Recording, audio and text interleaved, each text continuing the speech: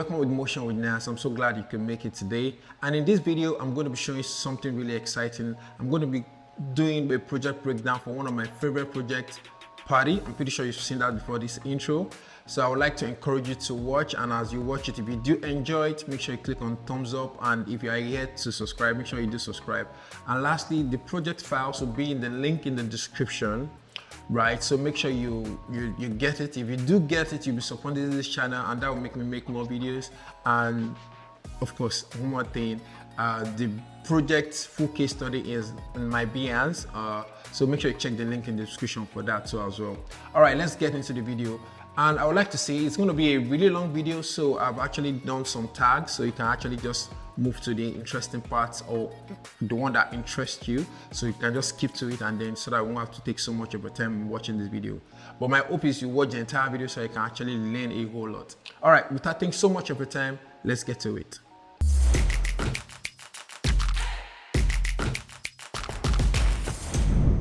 Alright, I'm going to start by showing you the pre-production. This is the storyboard. You can also call it the style frame, I believe so, because it's already in colored and all. Before we even dive deep into this, let me quickly show you the mood board. So if I drag this in here, this is where I actually get some of the ideas from. This is not part of it. This is where I actually get some of the ideas from. And this software is actually called PureRev, is what I used to gather inspiration. You can see that I drew a lot of inspiration from here, and then the disco ball too as well. Even from this retro, I was able to use it to tell my story. And for this particular one is where I actually have an idea of the lights, right? The disco light, how they were moving around the scene, and it's actually quite interesting. So this particular software, let me quickly show you how you can use to gather inspiration really fast. So I'm here in my Pinterest right now, and this is the software, and even I'm clicking on this, you can see this appears on top. That's because the mode I set it on is always on top, so no matter the application, you can always make sure it's on top, and there are very good use cases for that mode. So let's say I like the idea of what I see here. I can just simply click and drag, and then automatically you see it here, right? It's actually quite simple. Click and drag, and then you can able to start collating all your inspiration. Really easy and really simple to use. There's actually more to it. So here we are in Adobe Illustrator. This is where I actually develop all storyboards. This is what we have. There's nothing really complicated in everything that I've done. Just simple geometric, nothing out of the ordinary. All of this is just the rounded stroke rectangle, and then adjusting them in sizes. Maybe one thing I can do is I can show you how I created this step. Let me quickly get to that.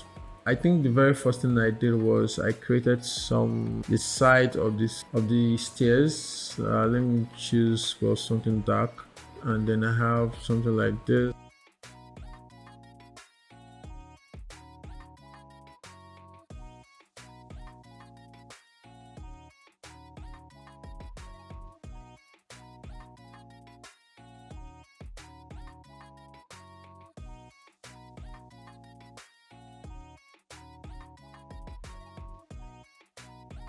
That's basically how I get to achieve doing the step, and then you will see the results from here. So even if I click on it from here, right, you can see that this is how the shapes are actually broken down, right? So you can see, all right, or better still, we have like a picture of a staircase. You just put it here, and then use your pencil to scale it out or to flesh it out basically. So that's all about the storyboard, and then we might have to visit the storyboard again to show you some of the technique I use in the animation. Okay, so let's go straight to the animation now. Yeah, I'm just going to break it down scene by scene. So if I drag this up just a little bit, you can see how I actually arrange my layers to just show you how each of the scene is. So let me just bring this down back, and then adjust this as well. I'm good to go. The very first thing is let me show you how I get to achieve the background. So first, I actually did the animatic. So let me just solo this. So the animatic is just me trying to know how well this will place with the sound. And when I use the sound, I actually use my marker to make sure to know those key point areas. And I noticed while I was doing this, I realized that I need to create more frames. So it's actually very easy, simple to do. So I bring in my animatic, which are just the image, the images of each of these scenes, and then if I go back and then overlay it with the music, and I realize where those key transition I want to use in the music, and I use my markers, and that's where I actually get to achieve this. So then after I finalize with the animatic, I get straight into the animation proper. So yeah, the very first thing, let me show you how I get to achieve the background. I think this is the background, right? Just a plain background, and then this is the grid. So this is actually a solid layer. I applied like some effect to it. So the very first effect I applied to it is grid. If I open this up, you can see just tweak some settings, and then I was able to achieve this. And then after that, I applied the transform. And the reason I applied the transform because I was actually animating the background. So depending on the scene itself. So if I press U here, you can see where I animated the scale, and you see why I did that in a bit. So I applied CC repeater, right? And then I believe the reason I applied this CC repeater was because of an effect that I have here. So the optics. So let me just unsolo this and then reveal the very first thing. So you can see what I have here. These are all the small circles, and then this is the grid, of course. And then the next thing I have is these lines. These are just simple lines with trim paths basically. So if I press U, you can see trim paths, and I also scale them too as well, right? And then the next thing is the twist. So this twist, if I solo this shape, the modifier, shape modifier, so I added twist. So without the twist, this is what I have. It's just a simple straight line, but it's gradient, right? With the twist, this is what I have, and I was able to apply some of the animation. I did that, and then you can see that transition. I'm trying to go straight into that transition and to just bring this in, and then you can see that this entire scene is actually warped in some way. That's because on top of it is an adjustment layer, which is the optics compensation, which I animated. So if I press U on this, you can see the way I actually applied this from here. So can you see that it's going in without this what I have, right? You can see it's just normal simple grid, right? Which animation does not look bad, but this just gives it some more depth actually. So it just push it in a certain way. I applied this CC repeater was because when I start warping this in a way, the grid started cutting off. So, and I didn't really want that. So, but with the CC repeater applied, it will stretch it to the end. So that's what really happened there. So that's basically the first scene. Let's go straight to the second scene. So we'll go straight into the second scene where I did the match cut transition into this. And if I have to solo this is the disc itself, and I have a disc control. So I actually parent it to a null. So the null is doing the extra rotation, and what I have here is just simple scale and rotation animation, right? And the reason I have rotation on the sphere is because I actually attach some shapes to this, right? Like this star, and then the rest of the things that are here, right? You can see the way I get to achieve this. So if I solo this stroke, you can see this all over the disc. And let me show you how I get to achieve. It's actually quite simple. Just draw an ellipse. You can see it's actually a complete ellipse.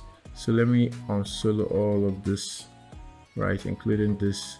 So you draw an ellipse, and then you go straight to the stroke, and then you go straight to the not dashes, I mean taper, right? So with the taper, you can actually adjust the handles like this. So if I hide these handles, and then if I adjust the taper properties, which is the start length and the end length, you can see. So, and of course I actually applied trim path to it as well, and reduced the end property for this, and animated the offset. So that's why I have something like this, right? So let me just undo all of this. Let me uncheck all of this. Yes, everything is all back. So these elements are there, right? And then now I'm about to transition into the next scene. All right, so I'm in the next scene now, and what I have here, if I start with the background, you can see that I have a blue background, and I think I also animated the opacity. Yes, I animated the opacity from 0 to 100. So if I uncheck this, you can see how this covers it up just to bring in that transition. And I think the really cool transition thing here is this sphere. So if I go into this disco scene, you can see I have all of this. I've actually done a tutorial on how to achieve this entire disco. So let me quickly show you. All right, so if you go to my YouTube channel, right, you can see all the videos that I have in the past, but the one I'm actually talking about is, yes, this disco ball, right? If you check it out, a thorough tutorial on how to actually achieve that disco ball, which was really cool. Meanwhile, also, sorry for the sound, I also want to quickly show you the my Behance page where I have the full project breakdown for this particular loop that I created. So if you go to my Behance page, which I'll leave in the link in the description, make sure you go to the loop 06 party, and then we click on that. I have a full project breakdown, the whole case study thing. Though I even give you some of the mind mapping behind the storyboard, the style frames, and you even see the tutorial here. So make sure you do check it out, and when you do, kindly just drop a like or drop a comment. It will really encourage me. I really appreciate it. So let's go back to the tutorial. So now let me show you how I get to create this transition. Right, it wasn't exactly easy at first. I had to do some trial and error. So if I go to the disco ball itself, this is it, and if I open this up, you can see this is what I have here in this comp. And if I check, I have a slider and I have something for light here. So let me open this up so you can see what's going on here. Okay, so basically this is what I have here on this solid layer, on this particular composition rather. Right, I have this animated. So basically how I get to achieve this, so let me just put it here, is I use fractal noise. So let me just uncheck this. So this is like a solid layer. I use a fractal noise. I took some of the settings, increase the brightness a little bit, and then I also animated, I think I animated the contrast. Yes, I animated the contrast. You can see it gets really like sharp, and you see the reason why I did that in a minute. And then of course I added colorama, and colorama allowed me to put in my own colors. I just make sure that I put in these colors in the output circle. And for the preset, I didn't choose anything. For the inputs, I think I left it at default if I'm not mistaken, but if not, just make sure that put at intensity. Like I said, I've actually done in-depth tutorial on how I get to achieve this, but basically let me show you how I get to do the transition, and this is why we are here. So I'll click on this, and if I solo this alone, right, if you notice, this is actually, let me adjust this a little bit, this is actually silhouette alpha. So if I put it on normal, it's just a black solid layer, right? It's just going from the composition then out of the screen. And if I change it to silhouette alpha, it's actually going to just reveal what's going on here. I think I did silhouette yes, silhouette alpha, not I think what I chose was stencil. So it's silhouette alpha. So with that, it's only just going to be revealing what is like I'm going to put it now. So this is actually the color black, right? So it's like you're doing some form of alpha matte basically, right? But you can also use alpha matte or alpha inverted matte, and then you get the same thing. But I just decided to use this one, and the reason why I actually animated the contrast was because from the beginning I didn't want it to bring out all the old colors. You can see that the colors are not as vibrant as it from the beginning, right? And if I go back to this composition, and here what I did was I had a CC sphere, right? So this is CC sphere I added to it, and it's just going to make a sphere out of the whole thing. And then I also animated the R rotation. So as that thing is revealing, I needed to make sure I also rotated the R rotation, and that's how I get to achieve the entire sphere, right? So let's move on. If you want to know more about that, make sure you check my YouTube tutorial for that. So this is the transition, and make sure I laid it perfectly with what I have underneath, right? So it can really sell in the transition.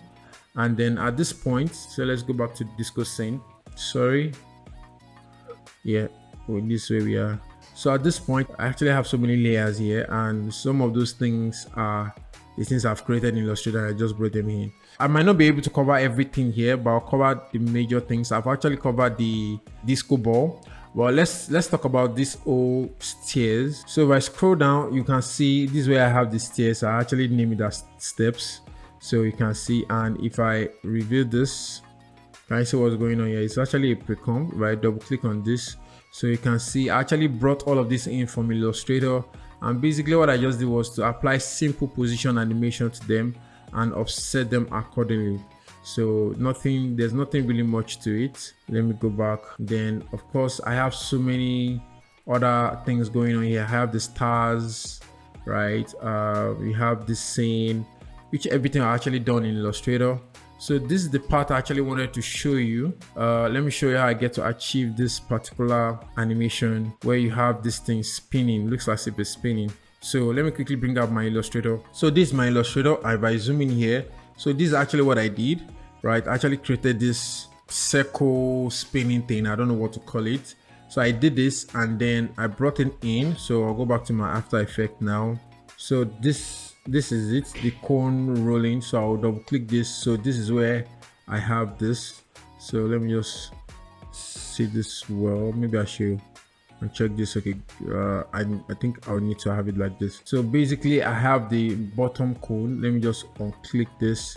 So let me just do no math, right? So from here you could see that this is the entire thing that's going on here. Basically I actually have another layer on top, which was just this. So all I did was just do a format to this, so it will reveal within that.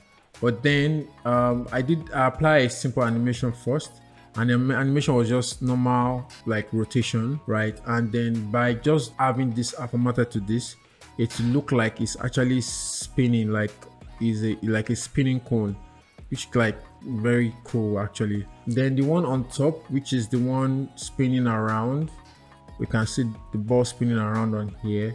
So if I go to this, so what I have is just normal circle with all this just going all around, and then what I did was now turn it to a 3D layer, right? And then I apply some rotation animation to it. I actually did frame by frame on this, right? Let me show this. I did frame by frame because I actually want to really sell that depth of rotation. So I just did some, like frame by frame animation. I'm pretty sure, when I did this, I just had to repeat some of the keyframes basically. So I didn't have to do this all through, right? Or else that would be really helpful for me to do. And then of course, I think I did frame by frame animation to the ball too as well. You can see each of the frames animation line here. You can see how it's going all around it. It was quite interesting to achieve, honestly, but I'm glad I was able to pull it off. I actually learned these techniques from Austin Behance in one of his loops. It was quite interesting. I think this particular top one, really cool stuff. So let's go back. Then what else I would like to show you? Anything else is just really pretty simple. The lighting thing, let me adjust this some more. Like the lighting, everything is just simple, normal rotation. Then the ball bounce, you want to know how to do ball bounce. I'm not going to share that here because ball bounce animation will take me a little more time for me to explain that, but I actually have a perfect tutorial for that. Let me quickly show you. So if you go to my YouTube channel, you can see I have the ball bounce. If you go to my videos first, then you can see the ball bouncing animation tutorial, and I was able to break down how you can actually achieve that in real time. Right, so yeah, make sure you check it out. Yeah, that will be all for that. So let's move on. Yeah, I think apart from that, the way I achieved the stars, let me see. So this is actually one of the stars. If I double click this, I think I just applied, is it not Plucker and Bolt to this? Let me just go. Yes, I have Plucker and Bolt. So without Plucker and Bolt, this is what I have. So this is the star. Let me solo this to be sure of what I'm showing you.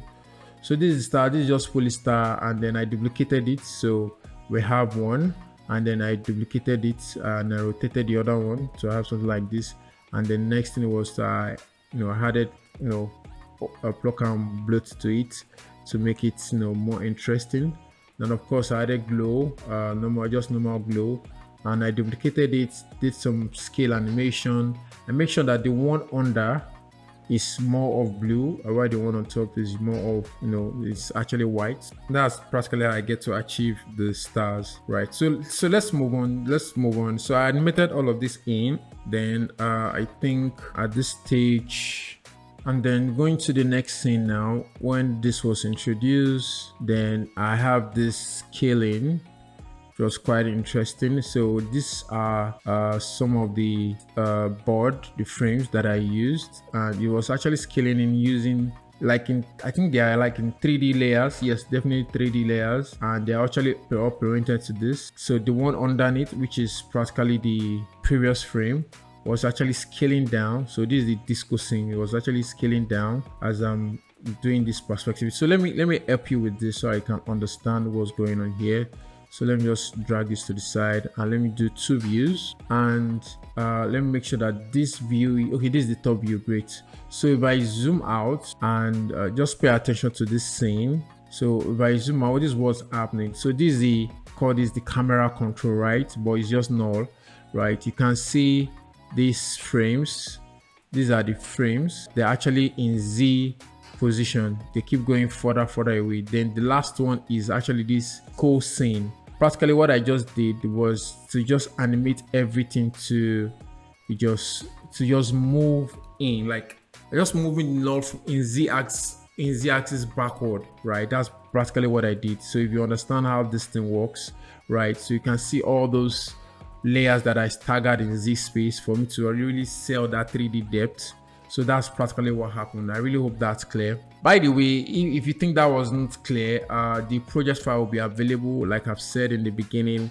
Make sure you check out the project file, the link in the description. If you get it, you'll be supporting my channel. This is one way you can use to support me, and then I can get to create more content like this. So I just put all of this in Z axis, and then I have a little bit of some complex circles that I created. So if I open this up, you can see, if I play this now, you can see this circle thing going all around. I actually use a plugin for this called Ouroboros. Ouroboros is actually a really cool plugin for creating complex strokes like this. Now you can see that I have more than 2 colored strokes, and I have them in 3 different ways, and they're all in both rounded cap, which is going to be really complex if you want to achieve this with normal After Effects shape modifier. So but with Ouroboros you can easily achieve that. So let me just quickly show you what that can do in a little bit. So let me bring out the plugin Ouroboros from, I think, Battle Axe. Yes, Battle Axe, really awesome plugin. I would suggest that you get it. So let me just quickly give you a quick rundown how this works. So like if I want to create a line, a square, or a circle, triangle, I can choose any of this shape, but let me choose a line first, and then I click OK. Basically all you need to be doing right now, so let me just change this to red so that you know that this is what I'm working with. All you need to do now is to now start introducing those elements. So I'll click on Ouroboros on it. So automatically it's going to create another layer, and this layer is going to be referencing this. So this is the Ouroboros layer. Let me also change this to this. So with this now, if I go to the effect controls, you can see that it has applied the Ouroboros to it. But now if I really want to start doing any kind of adjustment or do more things here, I'll have to add the things that I need in this. So for now I can even add, let's say, colors. If I want to modify the colors, I'll add the color modules, right? And with this I'll be able to change the color to whatever color that I want. I can choose really cool colors like this. To remember, this is my own work that I was working on, so don't be confused with that. So one other thing you can do, you can also apply trim. So if you apply trim, you can have access to animating it. You can see it's doing it individually.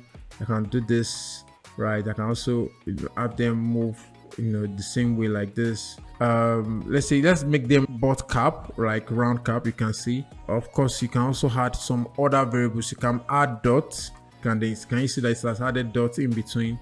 Really cool stuff. And then you can just, whatever it is that you really want to do, you just keep adding it, and then you can actually change those details here, and it can really have some really cool complex shape Remember that this is actually a line, so you can, everything I've just done here, you can actually do that for any shape that you want. You can do that for circle, triangle. I also think I'll do that for custom shape, but I think you have to find your way around it then. So, but one of my favorite things to do, let me just quickly show you this, is the speed lines. Maybe I should just come and then take away, I can take out some things that I don't need. I don't need the dots. Maybe I can leave the rest, then I can just click on speed, and then with that, automatically to just start animating by itself. So you can imagine the possibility of what you can do with this. So I'll actually try and put a link in the description for you to see more videos on Ouroboros. Really amazing plugin. I will encourage you to get it. That's it for Ouroboros. I'm just going to close this and delete this as well. Bring in my former layer and activate this. Yes, so if I highlight this right here, press U. So basically what I did was to just animate the Ouroboros properties with the scale. That's practically what I did here. And then if I go back here, you can see that I have a lot of them, and then I stack them, and then that's why I have this rotation thing happening in here at one point. Let me see. My system is actually struggling right now because I'm recording. I have so many tabs open, so pardon me. So you can see the circles coming in here, and that's what eventually goes into the next scene. Going to the next scene, which is the bottle scene, was actually quite interesting scene, I must say. I stumbled on some challenges which I had to come up with a solution for. I think one very cheeky thing that I would like to show you that I get to achieve is these two layers here, overlaying on top of this. So let me just solo this, for instance. So this particular layer now, which is this, it was actually an image. So the image was when I was done with this particular scene here. Yes, so when I was done with this particular scene, I took out the background and then just did a snapshot of this center, right? And that's because I was trying to make sure I have a smooth transition into the next scene that forms the bottle. All of this have come together to form the bottle, but then I needed to make sure that I sell that transition really well. So I actually had to come up with this solution. So I introduced the red circle at the top there, then of course my snapshot is here too. So I made it 3D, and then I did some rotation to really sell that depth. Can you see what I did there? And then I have this going up. I have this, I animated the path and the position and the scale just to really sell that 3D scene, right? It was a very cheeky solution, but it actually worked at the end of the day. I think being a motion designer is just looking for solution creativity, and that's what I eventually did. So now transitioning into this bottle, right? You can see that. So I think there are two things I need to talk about here. I get to achieve this bottle and the background. So I have to go to the background, the background pattern. So by double click this, so this is the rings. Let me uncheck the effect that's on the ring. So I created this animation, right? This is just simple animation that I have here. It's just 3 circles just coming up and down basically. So this is what I actually do have here. And then I pre-comp it, then I added CC repeater. So this is what I have, which is quite interesting. So when I had this effect called CC collider, to start changing the pattern in really interesting ways. You can explore all different types. So this is flip flop, this is unfold, this is fish head. You can get really interesting, but I think the one I went for was for the flower, and it was really cool. So going back here, and that's what I was able to do with the pattern. Then let's talk about the bottle. So by opening up the bottle, you can see that I have this white and black thing here, and that's because I actually did this in Cinema 4D, where I have a bottle and I rotated it, and then I rendered it and I brought it here. So let me quickly open up my Cinema 4D. It's actually quite easy to do. So let me just quickly open that up. All right, so this is the Cinema 4D file, and if I just look through this, you can see what I have here. It's just going from up to down. If I uncheck this camera, I think I use camera morph. Yes, great. So I have my camera 1. My camera 1 was on top, and I have my camera 2 was beside. So I created a camera morph. I think you could do that by going to create, then go to cameras, and then you click on camera morph. Make sure the 2 cameras are selected. And when you do that, to create a separate camera for you, and then by the time you come to the tag here, and then you can actually blend between those 2 cameras. You bring in camera 1, camera 2, and then you can blend between those 2 scene. So that's practically what I did. So I was just really quite interesting. So this camera 1, camera 2, and then created the camera morph, and I just blend in between the two scenes. Can you see? And then I just created a white luminous material for the bottle, right? And the bottle, I got the bottle, I didn't have to model the bottle. I got the bottle from asset browser basically. So if I search for bottle here, so I think I actually drag in this first one. I remove all the materials and I did what I have to do. So that's how I get to achieve this in a bit. So let me just close this and then we'll move on. So I brought this in. Then of course I needed to add some liquid of my own in there. So this is the liquid. If I open this up, this is what I have. So if I solo one of it, so this is the first one that I have. This is actually a stroke, and then I just added a wave animation, the wave face. I animated the phase of the stroke, and then that's what is giving me. I actually use time on the face, so it's giving me this. And then if I have to activate the other ones, so I just added same thing, only that the only difference now is the stroke is not as big, and then I just overlay with some more of this basically, and that's how I was able to achieve this. And you can guess it, so I formatted this and then it gives me the results. And then going straight to the next transition, you can see even this appears before that, but the match cut to make it seem very smooth. Let's go straight to the scenes. So this is where I have the smiley face with other facial expression, and then you can see from here it starts changing. So this is another face, and here I introduced the dynamic background. So let's just keep exploring. So these are like the different faces that I have for the smiley face, and I think this is what I was using. This adjusted layer has transform effect on it, and I was using this zoom effect to really complement the animation. Then of course introduce this disco back again. This is disco, these are the stars, this is disco ball, which I've covered. So it's just a matter of bringing all of these things in again with the background, and then I mascot to the end too as well. So these are just the things I use for the lights, right? If I zoom out, you can see the anchor points are all up there, right? And they're just rotating, and some are actually down. Actually, I think some of the shapes are actually down, so you can see them, they're actually rotating to revealing all of that. Then I have the text reveal itself in a very cool way, and that's how I actually get to achieve this, right? But some of the things that actually make this really look good is some of the adjustment layer that I added. So let's look at them. Let me put it on a particular frame so you can see the difference. So let me bring it here. So first is I actually added some shades, right? So if I click this, open up this, so this is the rectangular stroke, and you can see in the layer styles, if I take away the layer styles, which is just inner shadow basically, right? If I take that away, you can see it's just normal plain black. But with the inner shadow, changing the color to red using lighting and then doing some tweak, you can see it gives us this shading, really cool shading effect. And that's practically what I did to every single shape layer here. It's just a matter of changing the color or changing the effects in a certain way, right? So that's one. The second thing are the adjustment layer I put on top. So the first adjustment layer I have here is posterize time. So posterize time, just change the frame rate to whatever frame rate you set here. So I'm actually using 18 frames per second. That's what I actually use eventually. Then I have color correction, and this color correction, I actually have so many effects that are stacked here. Really cool effect. I think first was quick color. What was it called again? Let me just expand this. Yeah, color chromatic. Let me just uncheck this. So with this is the quick color chromatic, right? And you can see some of the lighting are off here. So let me just bring this back. The curves effect, maybe that will, or the curves effect is making it worse.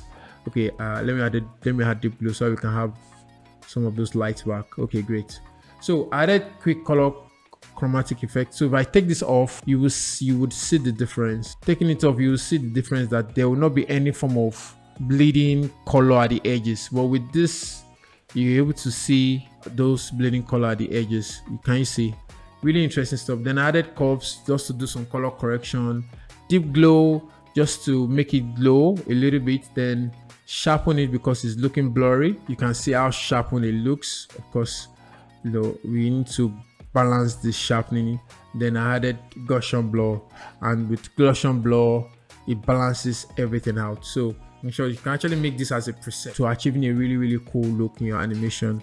Apart from that, I think that's it pretty much.